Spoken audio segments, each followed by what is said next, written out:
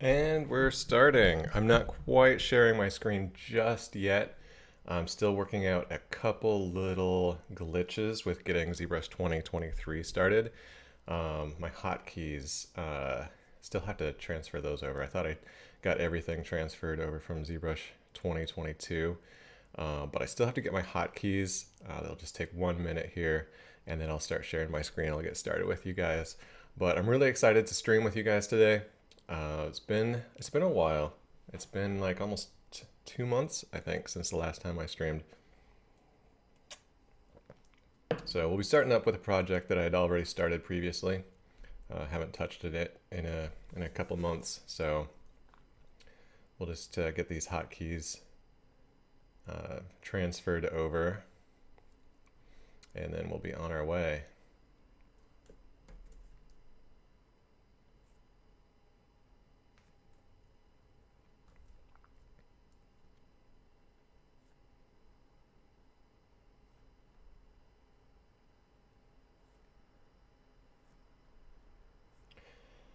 So let me know in the chat. Hey, we got Shane Rosal here. Hey, how's it going? You guys installed ZBrush 2023 yet?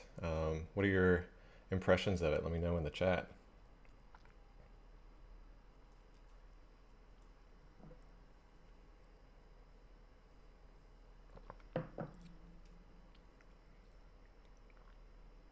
Okay, we've got ZBrush loaded up here. I just have to load up my hotkey file that I saved out from 2022. I did this before. I loaded it up, and then, but I forgot to save it again. There we go. Now it's stored. Now this time it should work. Let's see. Let me check my hotkeys. Yes, they're working.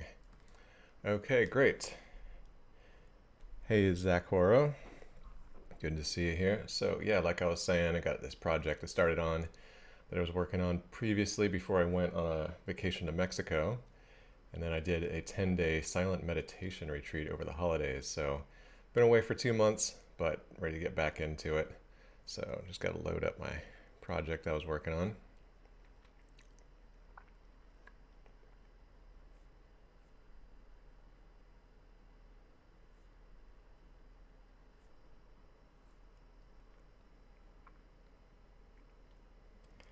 Hey Shane, yeah, that's cool. It's interesting. The new feature is kind of cool. I mean, as far as rendering goes, it's still not like everything I would hope for, but it's a step in the right direction. A couple other things are different. My background, you guys might be familiar with the holodeck that's part of my plugin Ryan's Tools. So one thing that's interesting about that is it comes in now really zoomed in. So that's new. And I think it's coming in, yeah, it's coming in off to the side too. I'm gonna have to fix that. Because this blue background should be the back wall, but it's now the side wall. So I think something the way ZBrush is now dealing with background images is different. So definitely going to have to update that for the next version of Ryan's Tools. But it seems like nothing crucial. Like there's nothing that breaks Ryan's Tools. Just makes things slightly awkward until I release a new update. So anyway, let's get started working on this guy. You might remember it's a concept by a Korean illustrator and artist named Jonggi, and he's super talented. He died actually last year, not long ago. Very unfortunate. The guy's a super genius, and so I decided to sculpt one of his illustrations. And so this guy is actually one of the least complicated illustrations this guy made. I mean, if you look him up, just the drawings he makes are mind-bogglingly complex. I mean, they would take years to fully model one of his drawings that he draws in like 30 minutes to an hour. He'd draw these amazing scenes that are intricately detailed. To model them would take a year easily. Hey Erdem, good to see you here. So anyway, let's get this moved off to the side and get started with it. So I think right off the bat there was one thing I really wanted to do with the eyes. As you can see in the original art, the eyes aren't shaped by the eyelids so much.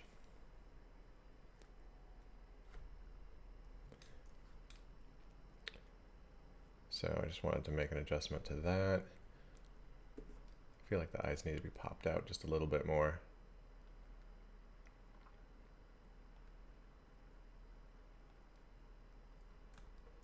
But yeah, let me know in the chat if you guys have any questions or comments. Last week I was supposed to do one at the same time, Thursday, and I don't know if anybody noticed, but 3 minutes into the live stream, my electricity went out in my whole neighborhood, and it didn't come back on till like 7 hours or something.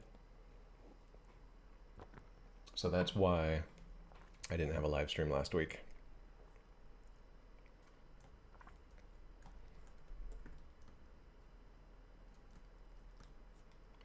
And then another question I had about how I'm going to do this is,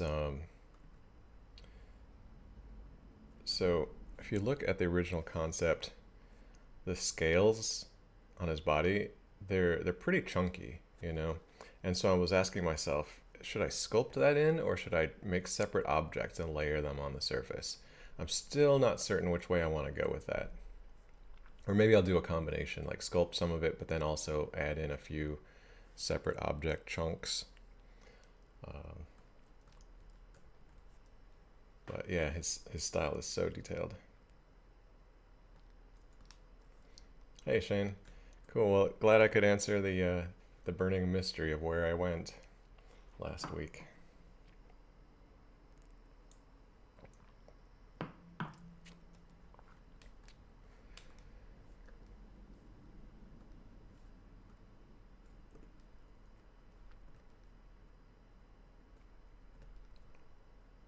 So this guy is pretty complicated concept, honestly. There's a lot of different stuff going on.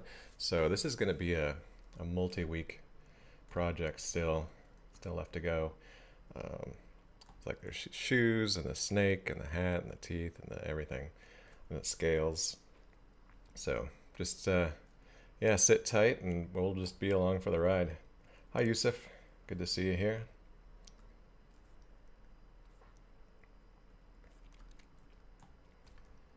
And let's see, I'm gonna do something with the overall posture. Looks like I could kind of have him slouching a little bit more, even more than I currently have it.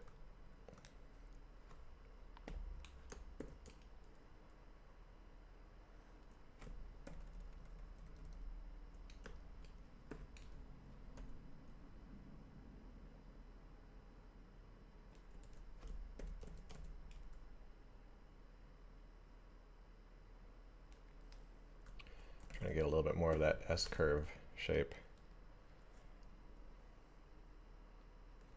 Oh wow, I don't know how that happened, but my my holodeck completely disappeared. That's really strange. What happened with my background image? Looks like something new to figure out for Ryan's tools. Let's see, that background image should be under light, background. Yeah, there it is, says it's on. That's weird. All right, well, forget about that for a moment.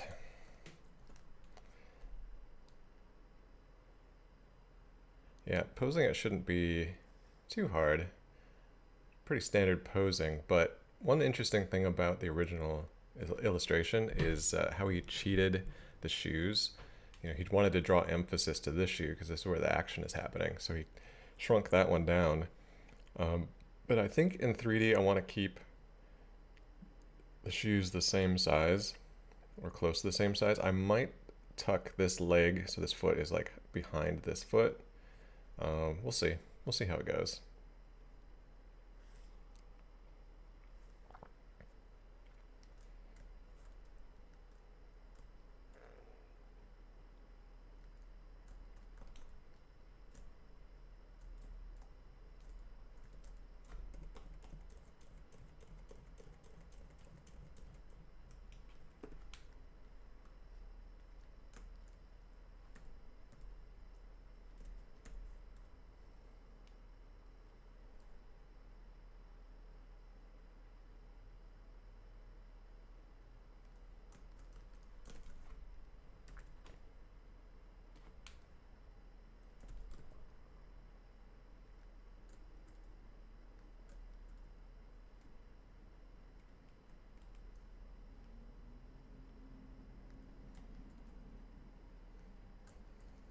I know I talk about this all the time, but like, is anybody else really freaked out by where AI is going lately?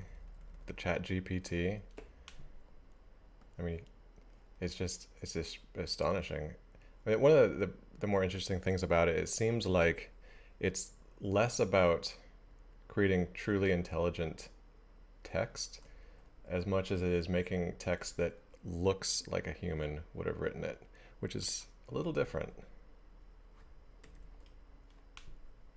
Just like Midjourney, actually, and DALL-E and Disco Diffusion, they're not making original art so much as they're making things that convince us that they're original art,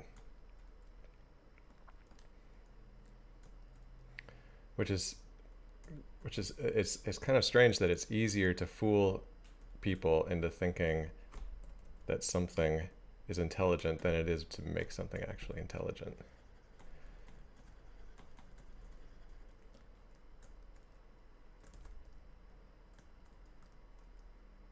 Curious to hear what anybody else thinks about that. The McBobby this is an automated response. Are you an AI, McBobby?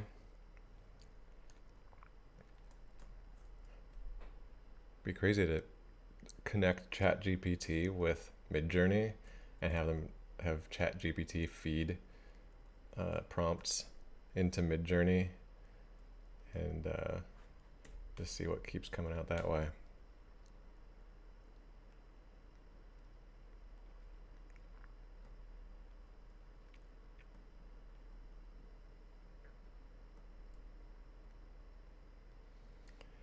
Yeah, true that, Erdem.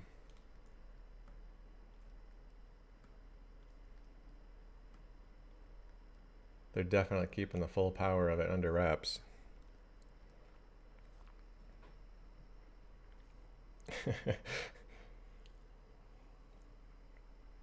The McBobbies, if you pretend to be an AI, you could get people to pay a whole $10 a month to have you spout text that sounds intelligent.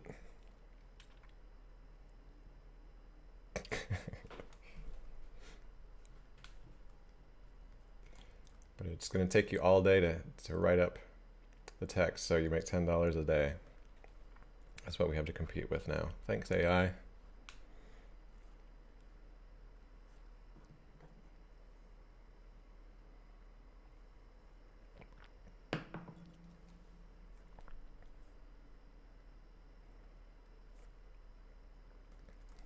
All right, you know what? I'm just going to hide all this. I'm going to start working on this shoe because that'll be new stuff to work on. And I'll just start making the shoe from scratch.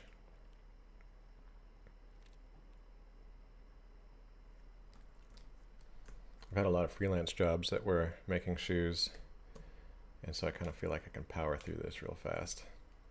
Maybe. We'll see.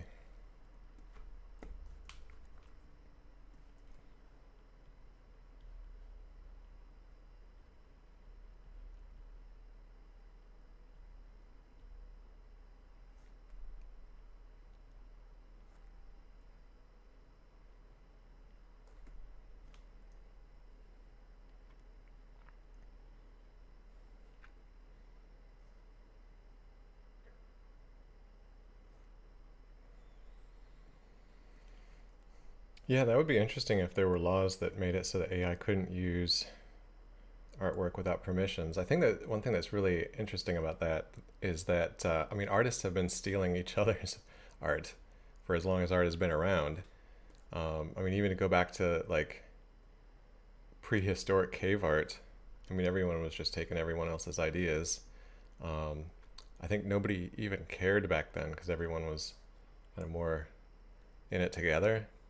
I feel like it's only been really in the past 100 years or so that people have even cared about intellectual property. And even that's only really in the West.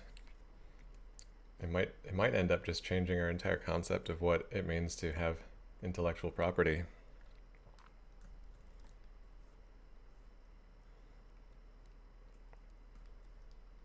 But I definitely don't want artists to be um, you know, losing out. But at the same time, there's like so few artists that are actually making a living off their art in the first place.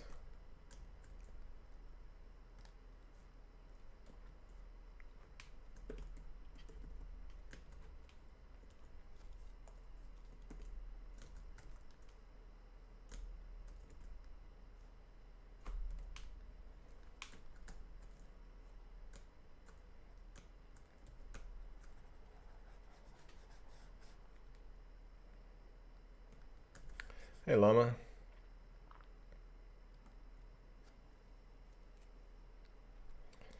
Yeah, well, you know, it's interesting, Zetman, is that the AI already knows anatomy except for hands, apparently, pretty well. Composition is it. I mean, it blows most artists out of the water when it comes to composition.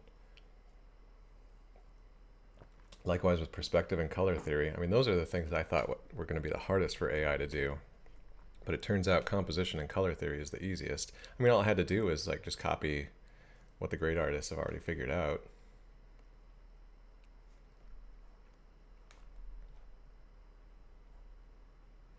So Llama, I have been, well, let's see, I went to Mexico for a month.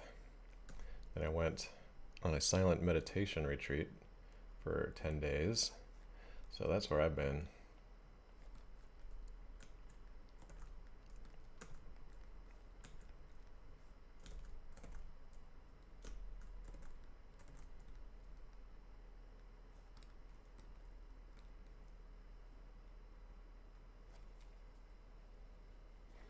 Oh yeah, it was fantastic. I love going to Latin America. Actually, I'm going right back again. I'm going to Colombia for 2.5 months, starting at the end of this month.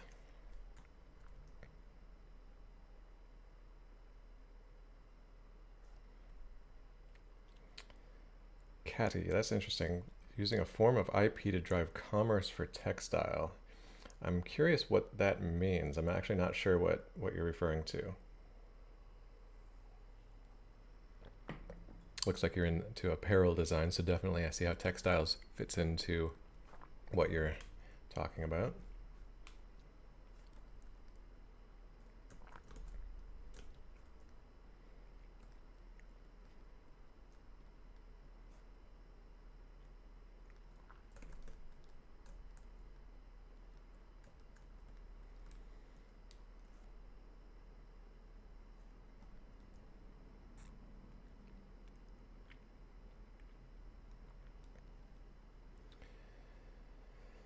All right, looks like there's a couple different patches on this shoe, like patches of leather, logos, and various things. So I'm just gonna start extracting those piece by piece.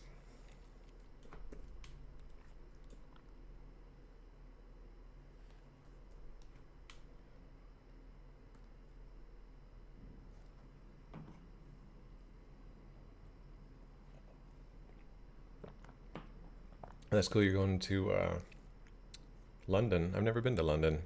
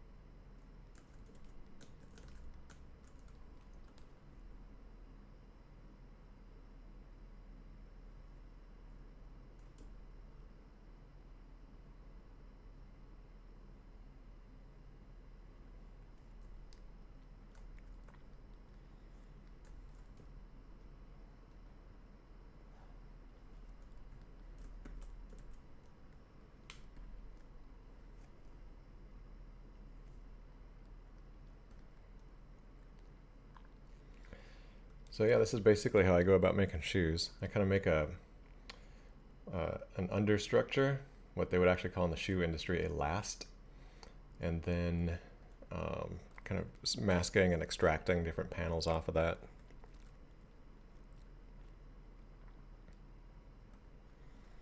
And I can take this and Z-remesher it.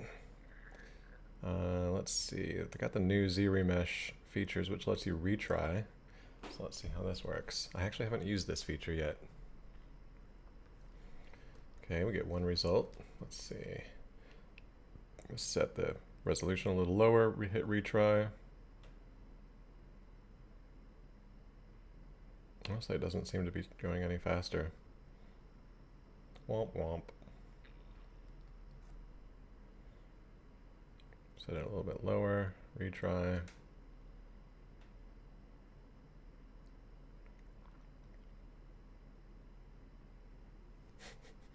And it still does wonky things like this. And it's really, honestly, not going any faster. Disappointed.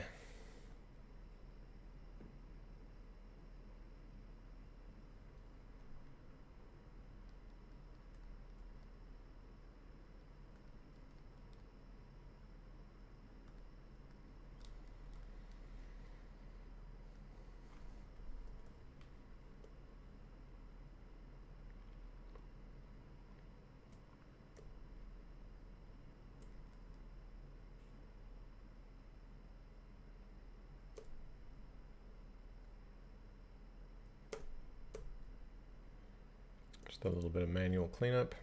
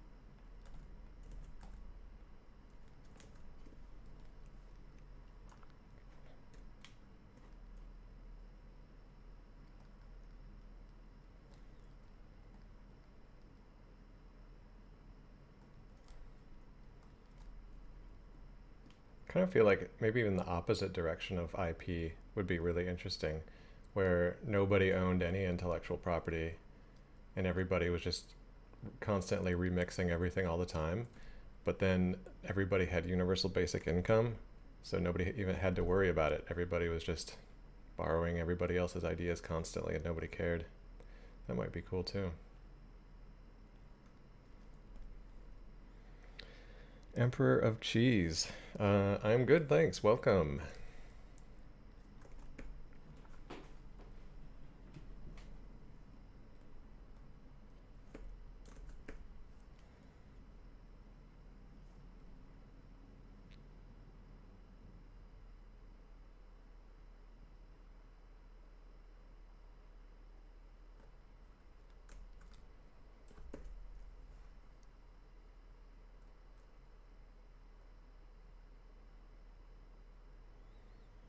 So Emperor, the drawing in the corner is by Kim Jonggi, an amazing Korean illustrator artist who died last year. So giving a little bit of honor to him. Yeah, feel free to look up his work on Google. It's not all safe for work, just be warned.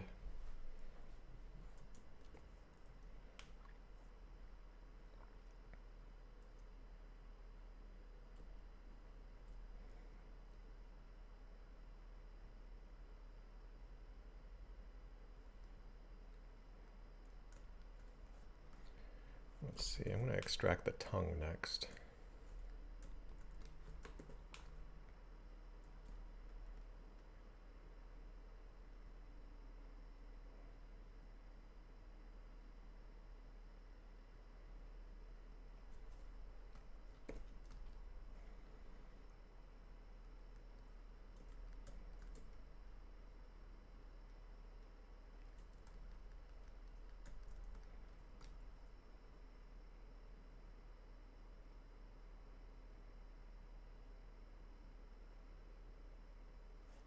Yeah, it's a little unusual as far as Kim's work goes.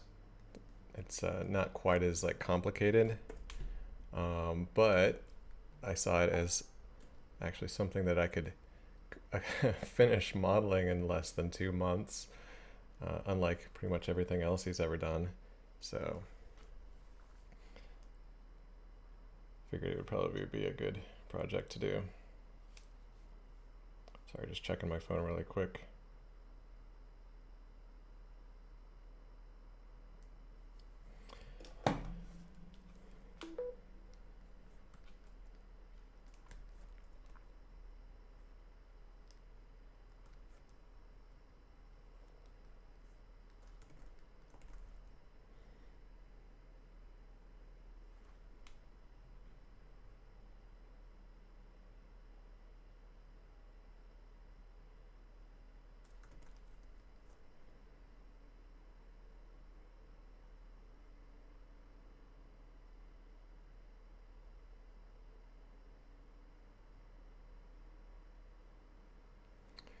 Yeah, I counted in seconds in my head how much time it took to do the original remesh and how long it took to do the retry with the using the cache.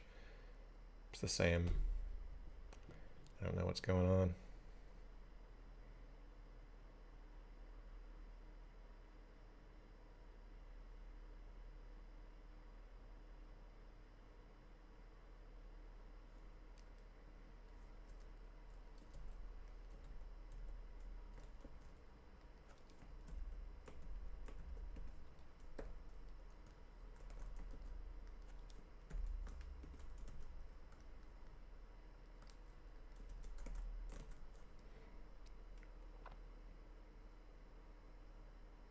Trying to get a smoother result here too.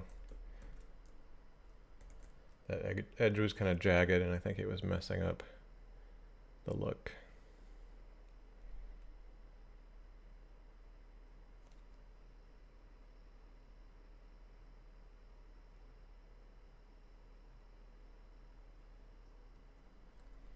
That's nicer.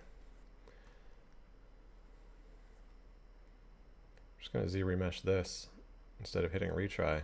Honestly, it's faster using Z-remesh twice rather than using the retry button. So silly.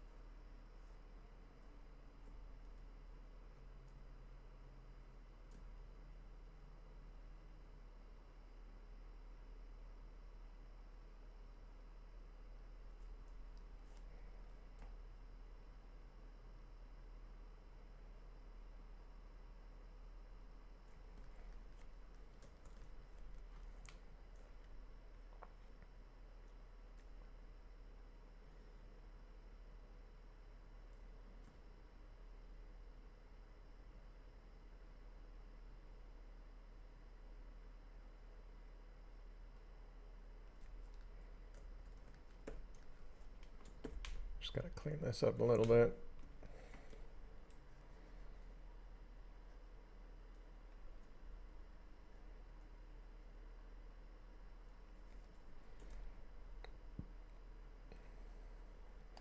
Yeah, seriously, going back to the issues of AI and IP, I feel like one of the biggest difficulties I've run into as someone who's tried to be an artist in my life is like worrying about, you know, things like, am I going to be able to make money from this? Or, um, are my ideas original enough? Or is someone going to steal my ideas? Like, if I didn't have to worry about any of that, then it would be so much nicer because then I just focus on just making stuff and creating and not having to worry about any of that. That would actually be really nice. So if like AI somehow solves those problems, I'll be on board with it. Well, as long as it doesn't create other problems, of course. I mean, if it solves those problems, but then it also creates the problems of like we all have to live in concentration camps or something, then obviously not in favor of it.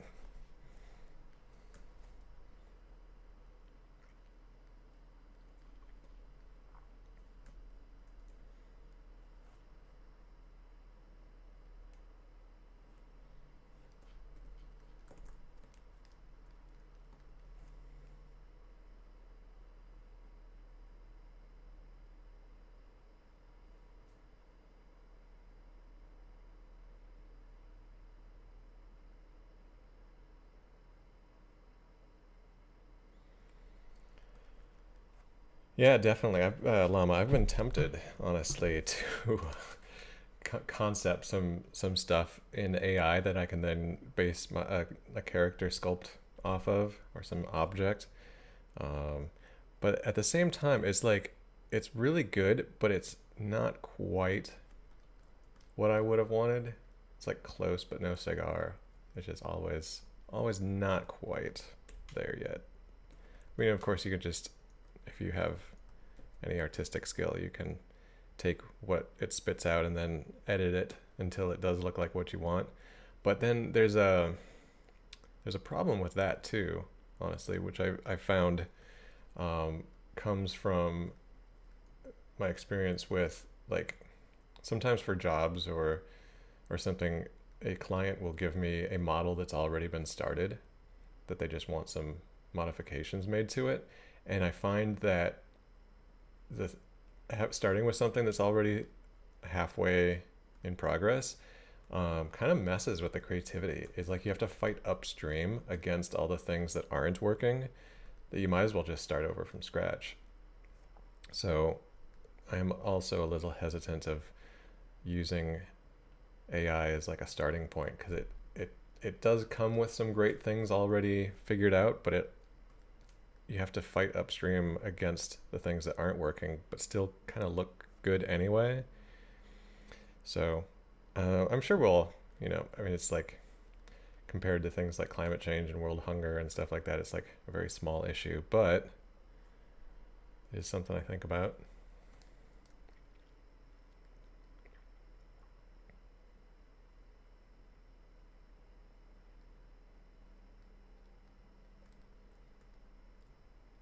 So, entertainment jerk. I am definitely not going to finish this today. This is a big, big project.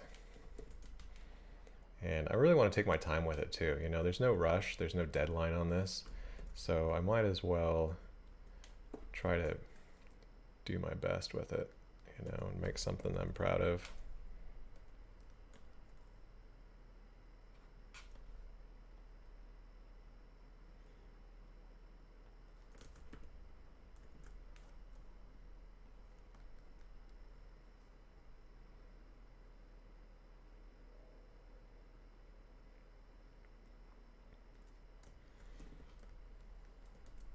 Yeah, it could be useful for developing ideas. I like the idea of coming up with ideas the natural way, but sometimes you're on a deadline and you can't always do that, I guess. I am streaming this month on Thursdays. Actually, today and next Thursday are the last 2 times I stream before I go to Colombia and then take another break for a few months. So yeah, today and next week, Thursday.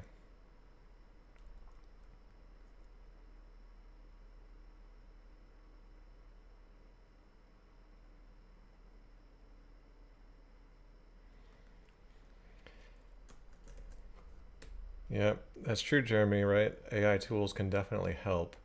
Um, there's something to be said for the feeling that you get as an artist when you're neck deep in the creative process.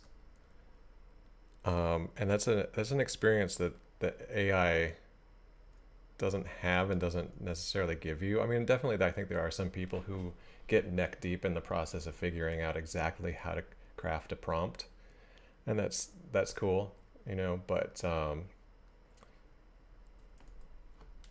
I'm kind of like I love the feeling of creating something and knowing that it's a process that I'm deeply involved in, and making stuff with AI just doesn't quite give you that same feeling.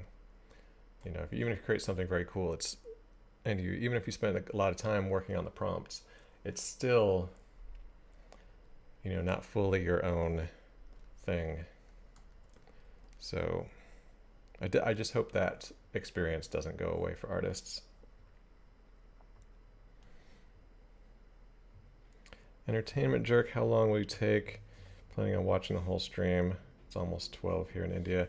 I'm going to be on the stream for another hour and 20 minutes. But that's going to be just barely enough time to get some headway on this shoe.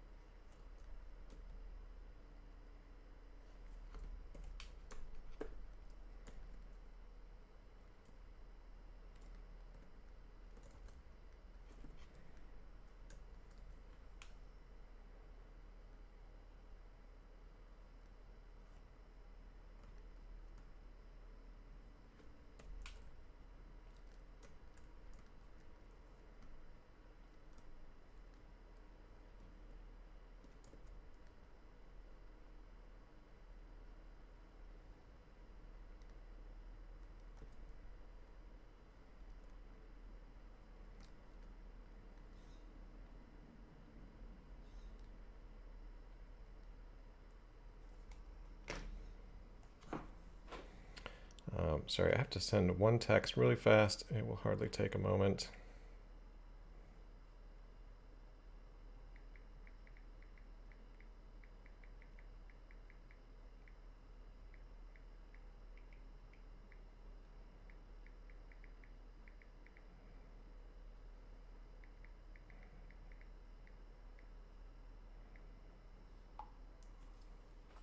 All right, back at it.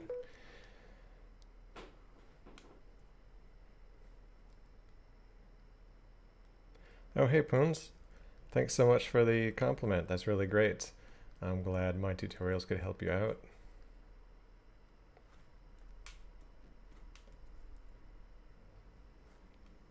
So for Entertainment Jerk, my gizmo looks different because I customized it. It's part of my plugin, Ryan's Tools. It's part of the Pro version. I'm going to put in a link here.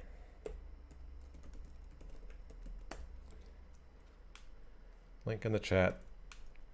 Definitely grab that plugin. It really speeds up workflow in ZBrush for a lot of different things.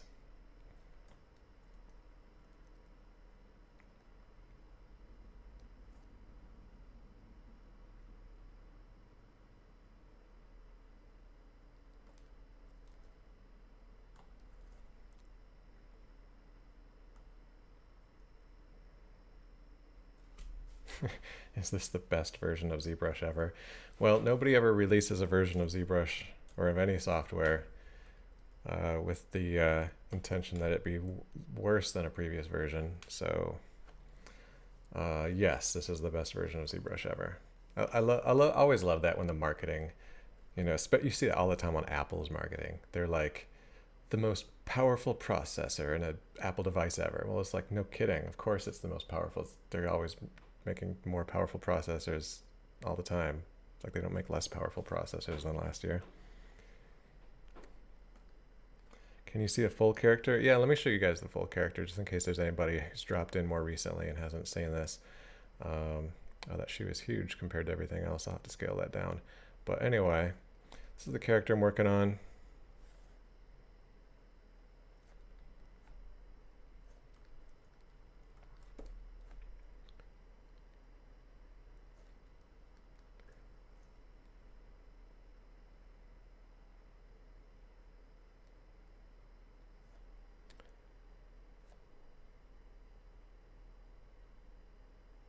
This is the first update not covered by the old license. I'm not sure what you mean by that.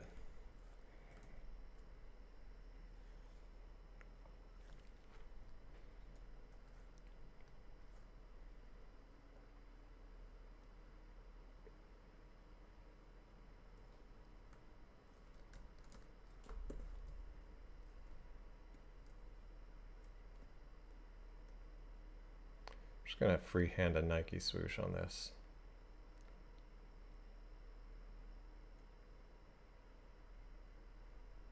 Boom. Pretty close.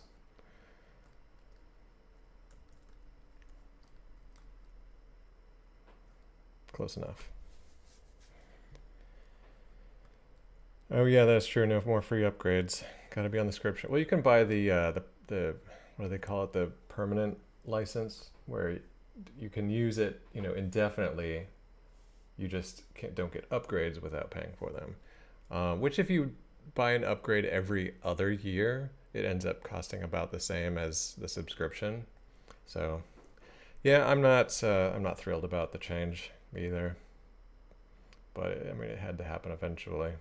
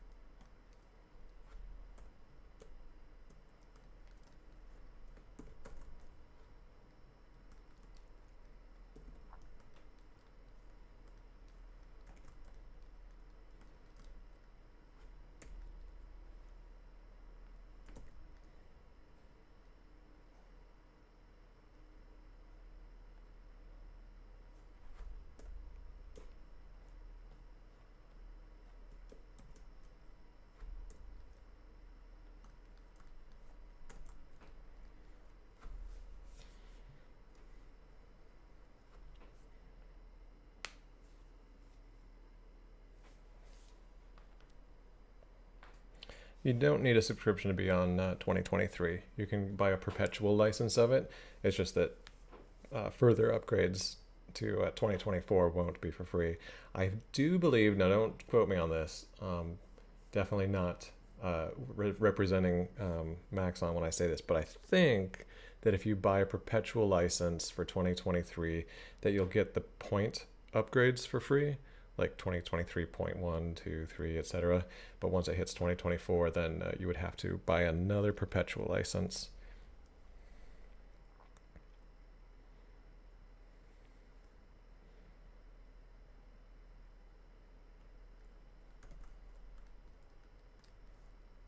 Whoa, look at that mess over there. That's crazy.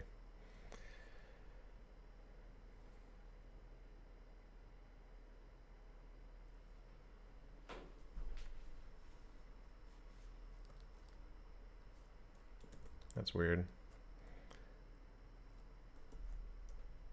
I always find that happens with ZRemesher.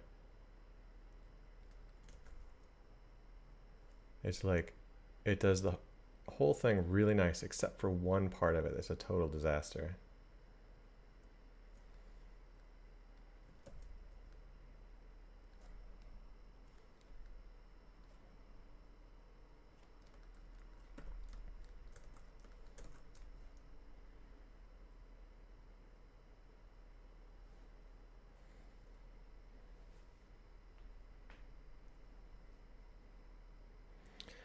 Hey Neza, good question about 3D printing. Is it harmful to the body?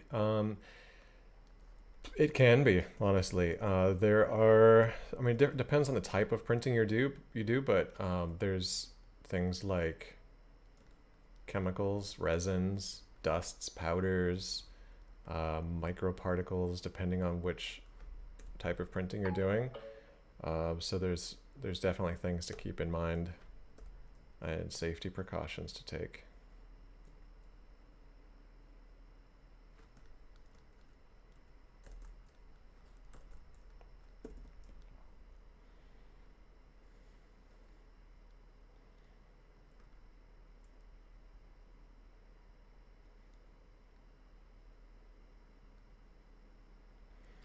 What GPU I'm using? This is a gaming laptop. It's a high-end gaming laptop, but it's also now 4 years old. So I don't really know off the top of my head which GPU it is, but you know, it's high-end laptop GPU from 4 years ago, which is nothing amazing today. But I am planning on getting a new laptop in a few months when I get back from Colombia. So I'm looking at another high-end gaming laptop, actually. Maybe the 18-inch. There's some couple new 18-inch laptops coming out from like Alienware and Razer and Asus and Acer. So yeah, I'm looking at one of those.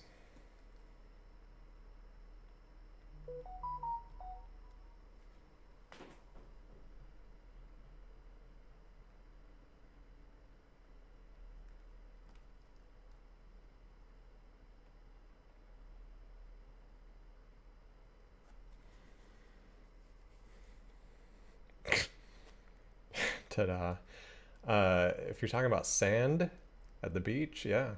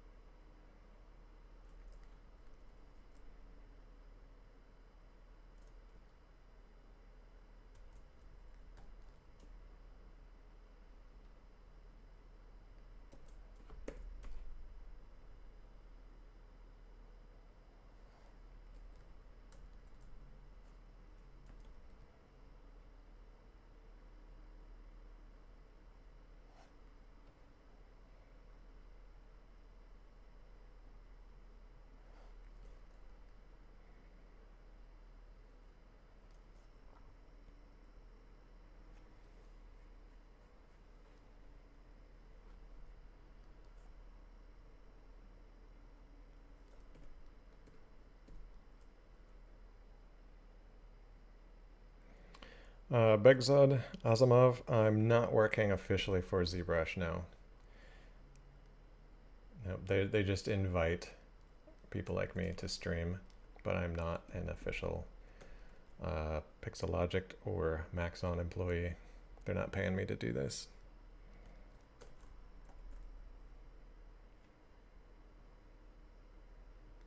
It's all for the fun.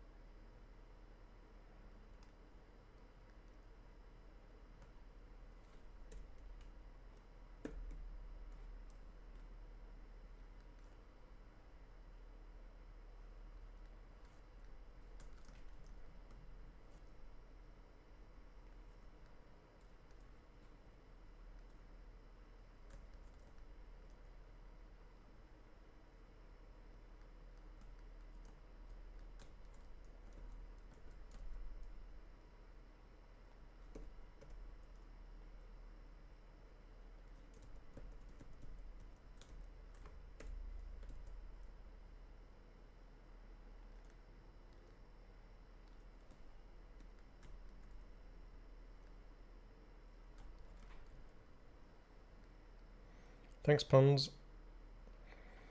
And Begzod.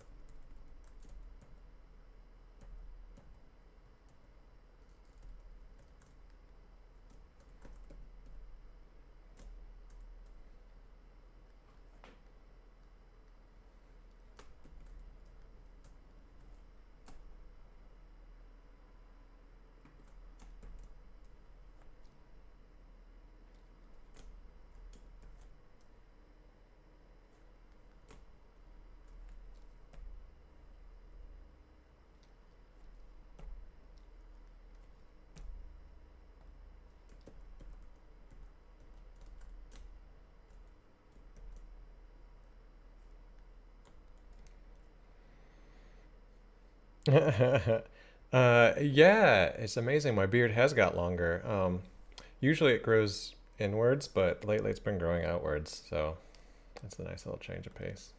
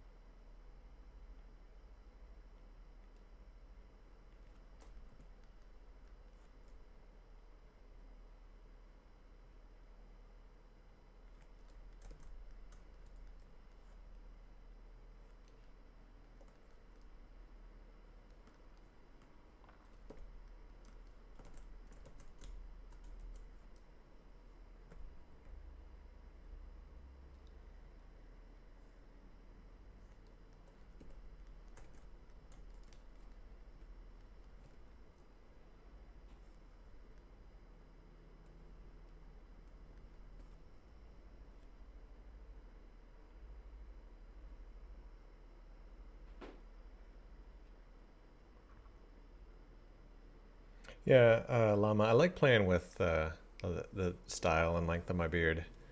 I kind of see it like a sculpture, you know. It's kind of like a bonsai tree or something, you know. You just have to have patience, and you just keep up with it, and you trim here and you trim there, and you put some wire in it to help it grow where you want it to go. So it's a nice little hobby.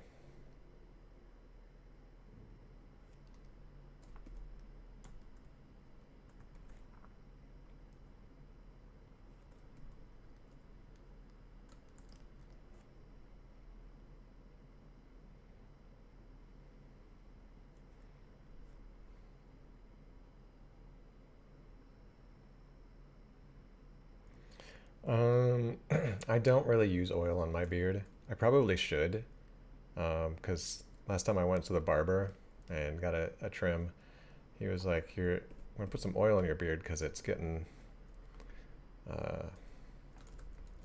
getting dry."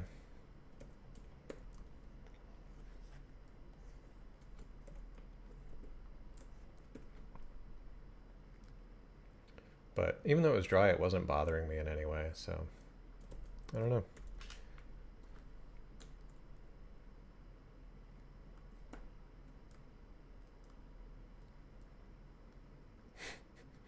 Thanks, llama.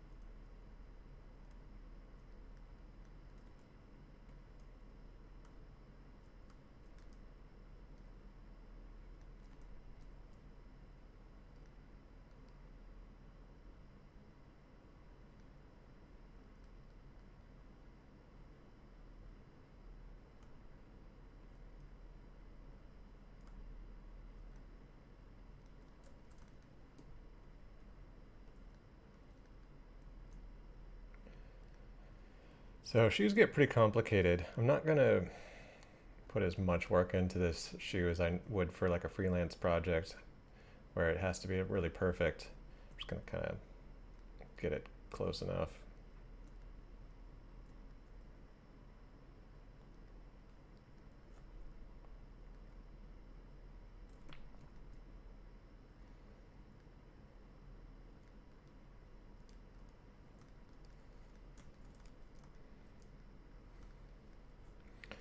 No, I've not played the Last of Us games. Lately, the video games I've been playing is Vagante. It's kind of a retro style dungeon crawler. It's like a side-scrolling platformer, but you fight monsters and collect items and explore levels. It's good stuff. Multiplayer, online. Uh, yeah, I've been playing that one lately. Good posture. Well, this is a standing desk. That helps.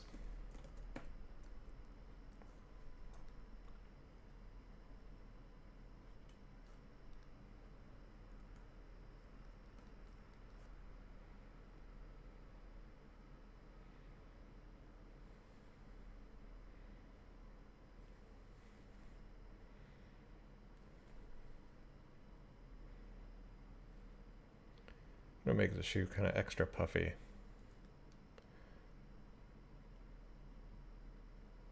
Just cause.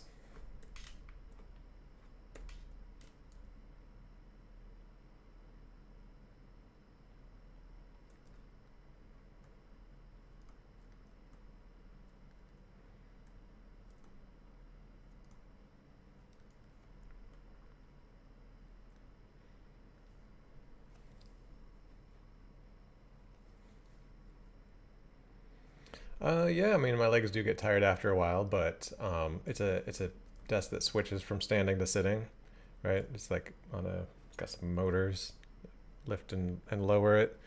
So yeah, I switch. I try to do 2 hours of sitting, 2 hours of standing.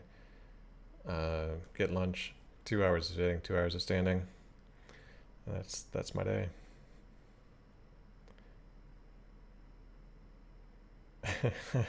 I don't think I've seen a horse's olecranon bone.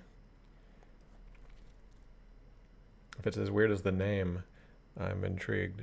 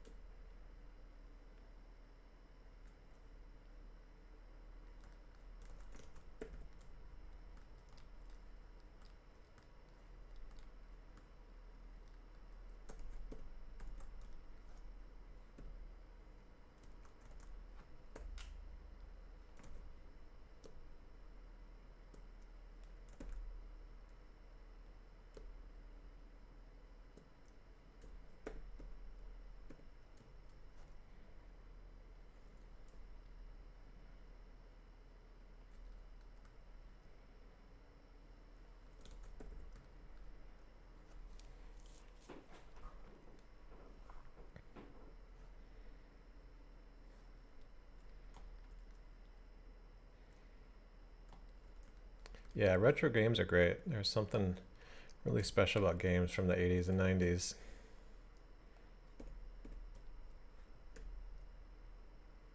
I think it was because the processing power of those old consoles were so minimal. You just had to compensate somehow, right? And you had the compensation happen with the artistry. There's only so much you can do with like a 16 by 16 pixel sprite. And so you kind of maximize that and put as much artistry into that as you can. And then when video game consoles got more sophisticated, more powerful, I think some developers got lazy and they were like, oh, we can just,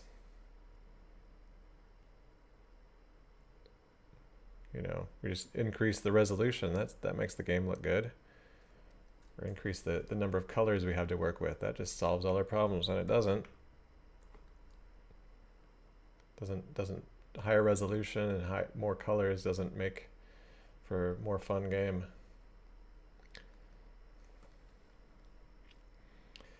Hey, Fam.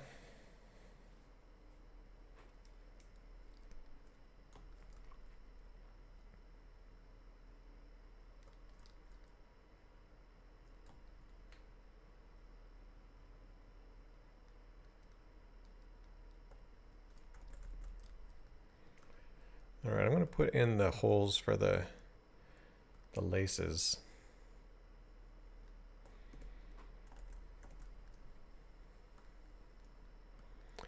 Let's see, the original art has 1, 2, 3, 4 holes per side.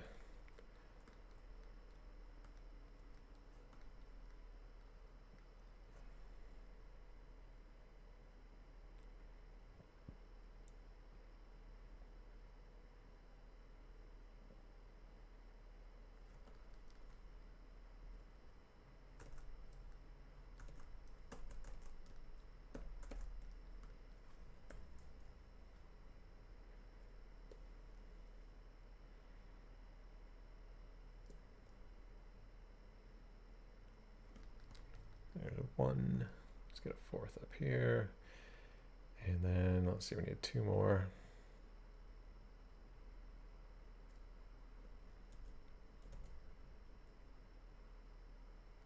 Yeah, it's pretty evenly spaced.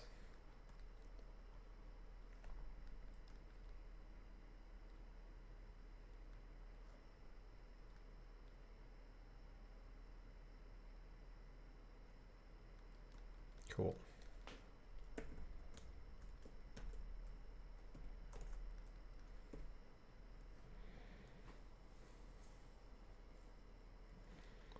So question from Begzod, how did I learn to sculpt in ZBrush? Self-taught. I just was really passionate about it, wanted to learn it, and sat down and taught myself.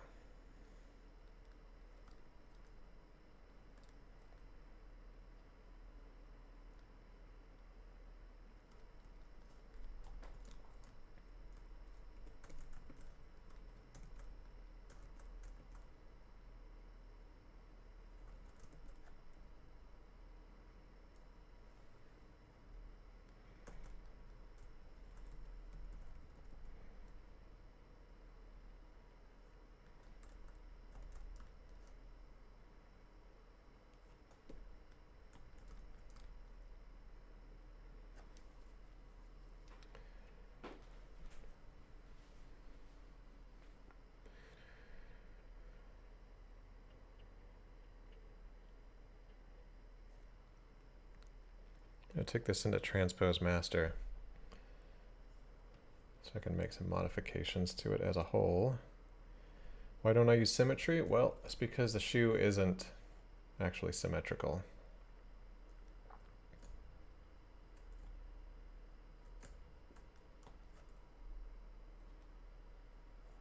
I mean, I suppose I could have modeled it with symmetry and then deformed it to be asymmetrical afterwards, but I'm so used to working on shoes for freelance projects that I never really worked that way before, so why start now?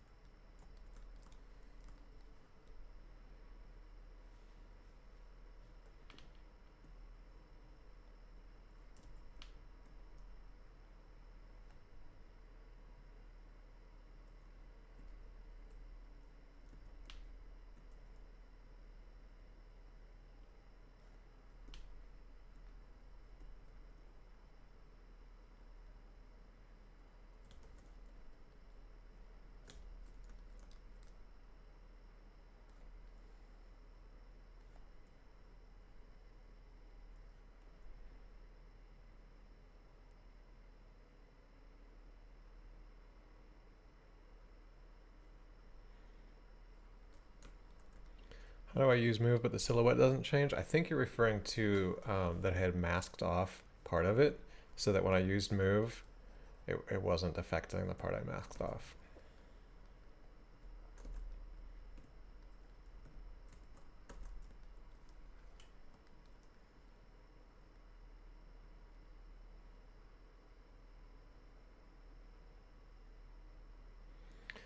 So Llama, question about freelance. So I mean, it depends. You kind of develop a sense of how to price yourself, but it can be tricky.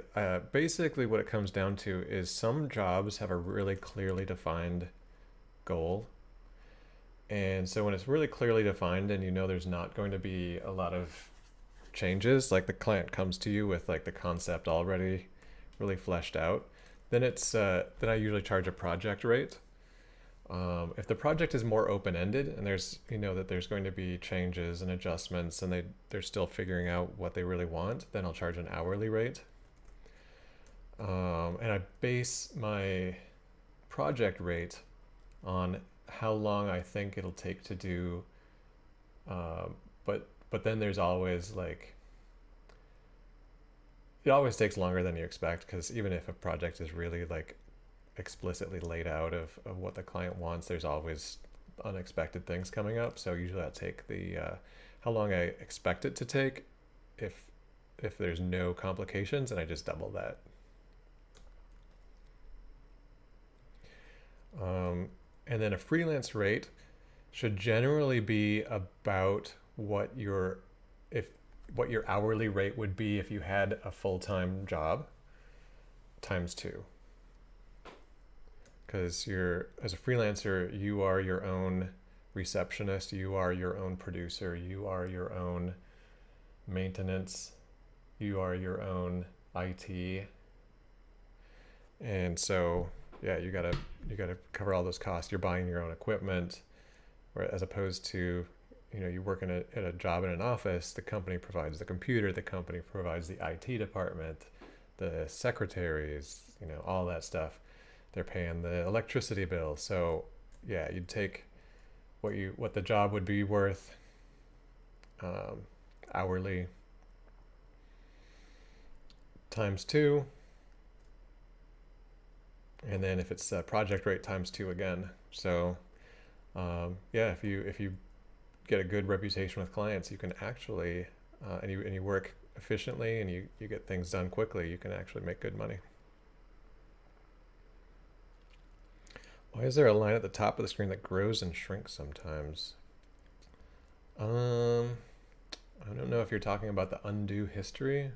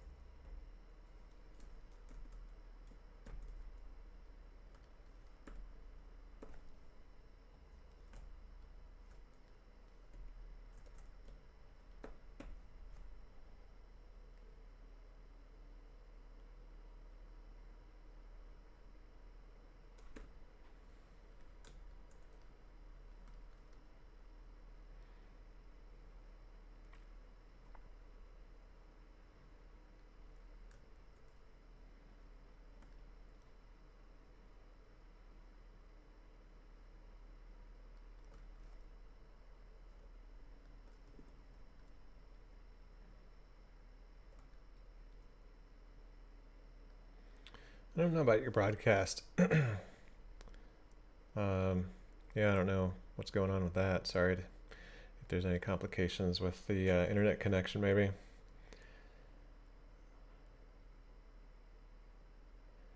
Sanjar asks, how to understand that modeling is not for you? That's a good question. So what I think you're getting at is that, I mean, everybody's got different things in life that's their strengths or their weaknesses. And some people are good at modeling, and some people aren't good at it.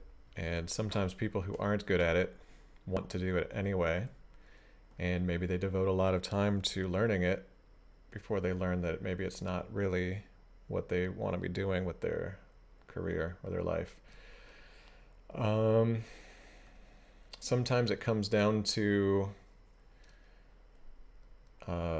maybe sometimes some people just need better training or better help from someone who knows what they're doing. Other times it might come down to just maybe someone's aptitude for modeling isn't really the right thing for them. Maybe somebody's thing is something else. It's hard to say. But I mean, I think definitely like if someone's really passionate about doing 3D modeling, they should, try it out, and then try to make friends with somebody in the industry and show them the work and get their opinion. If they think you've got something worth pursuing, or maybe not.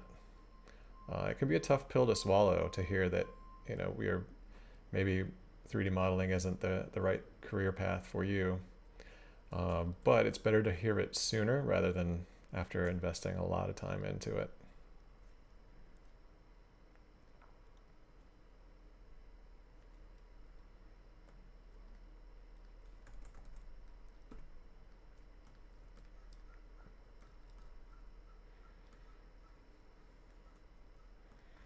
I'm going to try to extrude some tread out.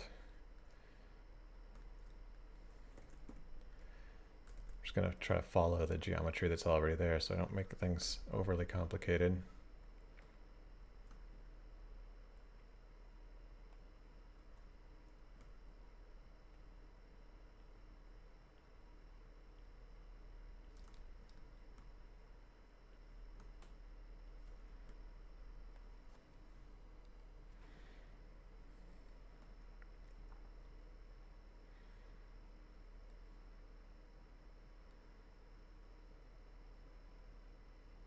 How do you make friends with someone in the gaming industry? So honestly, it's not too hard. Most larger cities have like groups that meet up that are interested in gaming, like or 3D in general, like meetup.com. You can usually find groups like that. If you don't live in a larger city, you go online, you find forums, groups online, people talking about it, and then you just start talking to people.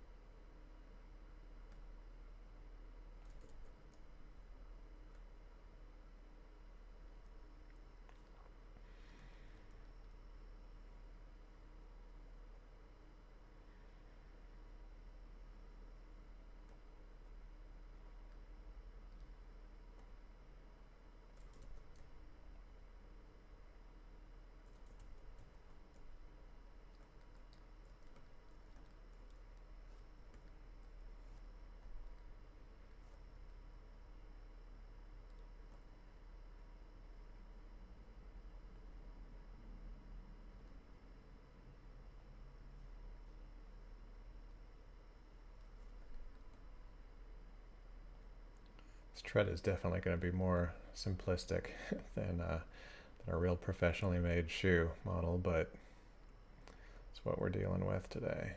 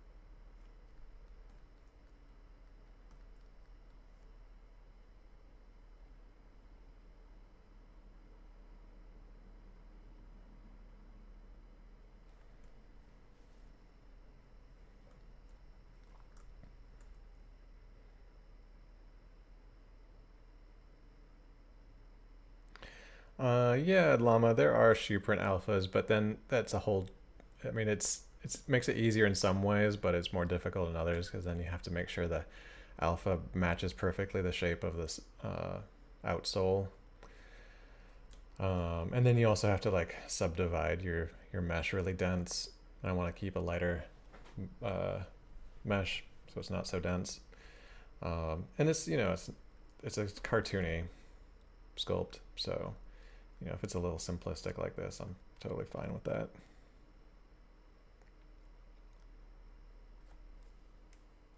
I'm not planning on exporting this model to Substance Painter or Unreal. I'm also gray numbers. Yes, I'm going to model everything else as well. Actually, if you're showing up late, I've also got a lot of the other stuff. Where did it go? Yeah, the shoe is huge, just covering it up. But yeah, I got, you know, a good amount done on the body. So just plugging away at it.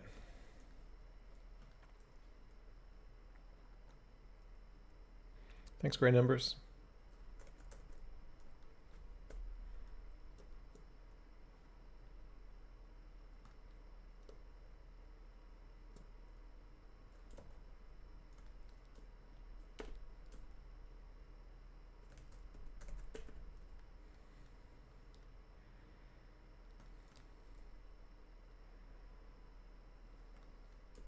You know what? I think it's about time to save this.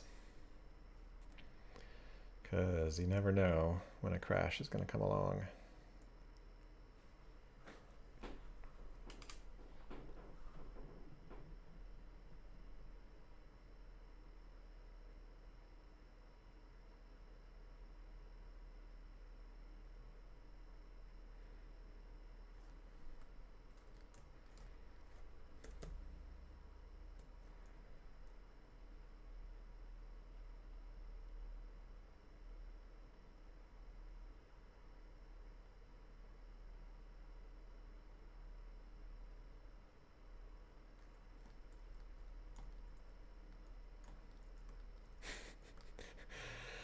Don't say stapler, llama.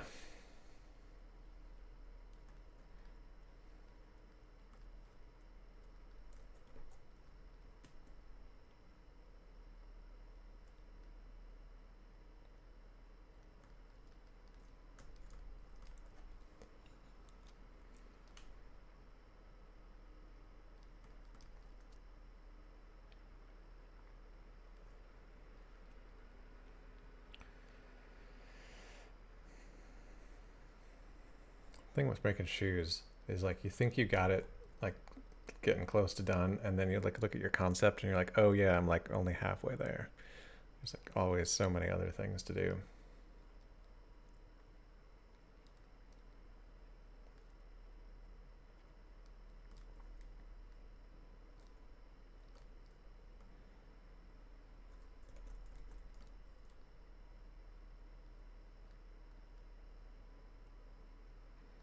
Thanks, llama.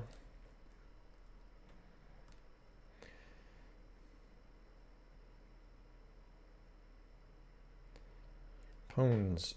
Question about in large scale environments. I mean, that's pretty vague because it's like what large scale for what? Like animation, games, and how large are you talking? And I mean, if it's a personal project, then you've got, I mean, take all the time you want. If you're working for a freelance project or a company, obviously they're going to tell you what the time frame is. So thanks, the McBobbies.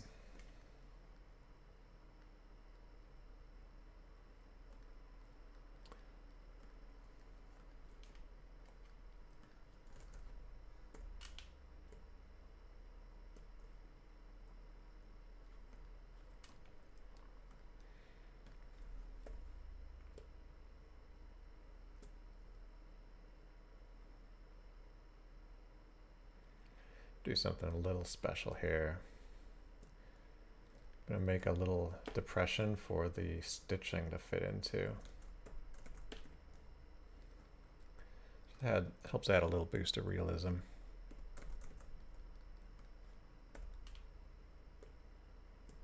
little pop of detail.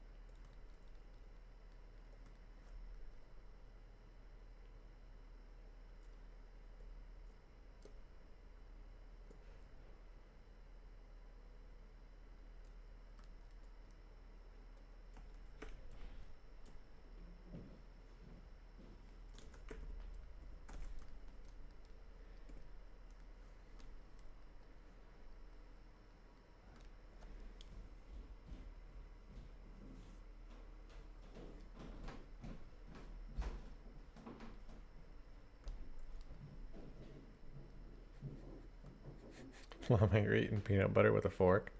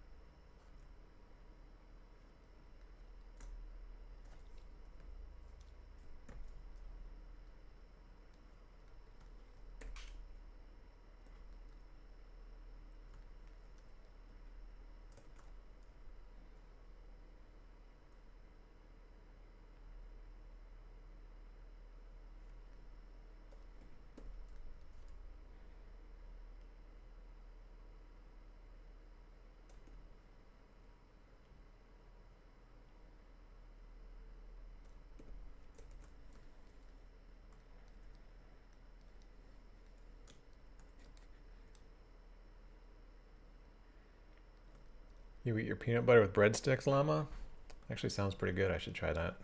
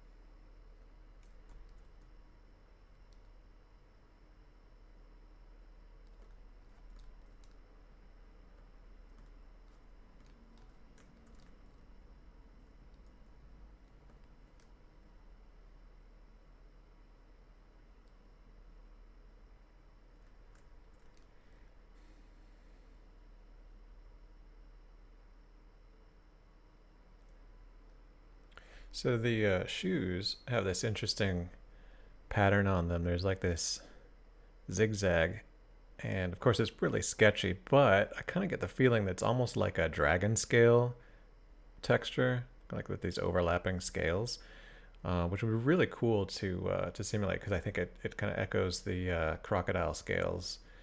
So I think that would be a really nice thing to add on there. So I might, well, we've only got 20 minutes left. I got plenty of other things I know I can do on this shoe, but I'm gonna try to think on how I want to do that. I might use the micro mesh. Yeah, if I can make micro meshes follow the shape of this, I could probably get that dragon scale pattern on there pretty easily. I don't know. We'll see. Famous last words. Doing this thing in ZBrush should be pretty easy.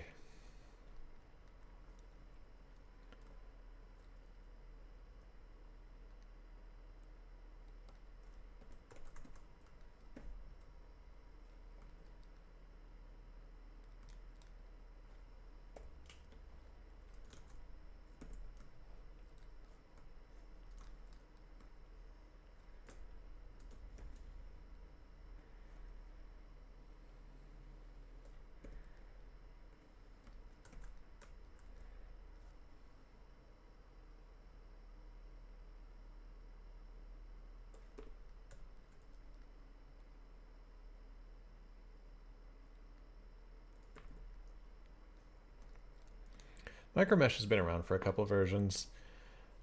It's this, when it works really great. When it doesn't work, it's like meh. But it's this cool feature. It allows you to sort of repeat an object along the surface of a mesh, sort of almost like converting every polygon into a separate mesh, and they all kind of like link together. So you could like put like chainmail or something, turn this into chainmail. It's pretty cool when it works. Hey, what's up, Scott? We got Mr. Scott Denton in the chat, like syrup.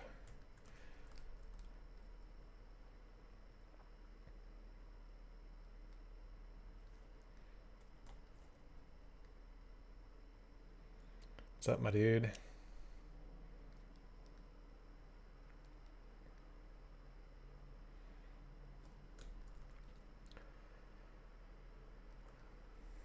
All right, we guys ready to put a snake through the eyelets of this shoe?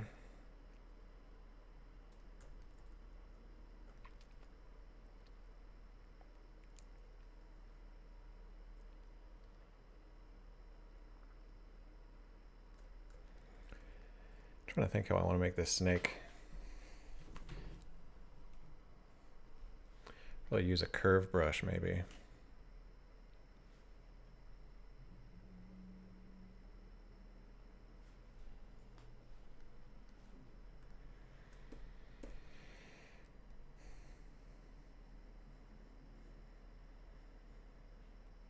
That snake's going to be complicated.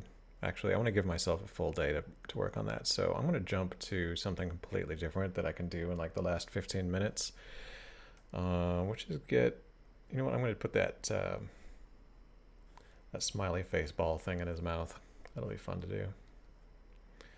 So I'm just going to group all the shoe stuff in a folder and hide it.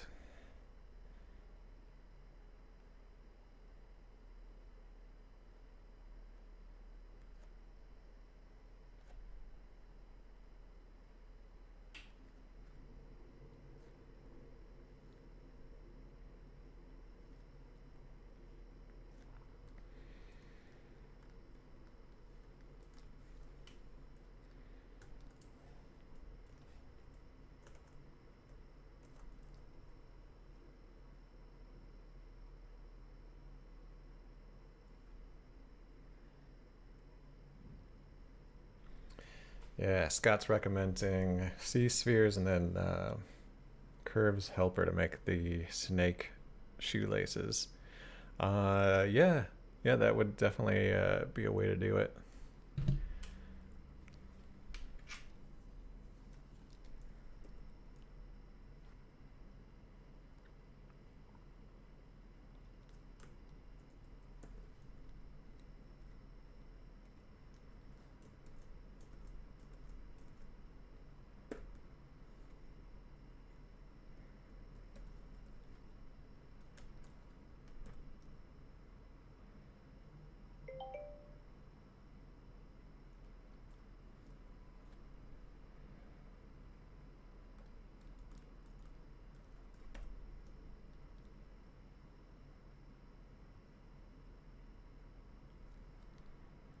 use a feature that I haven't really used much, but adjust last. So you stroke something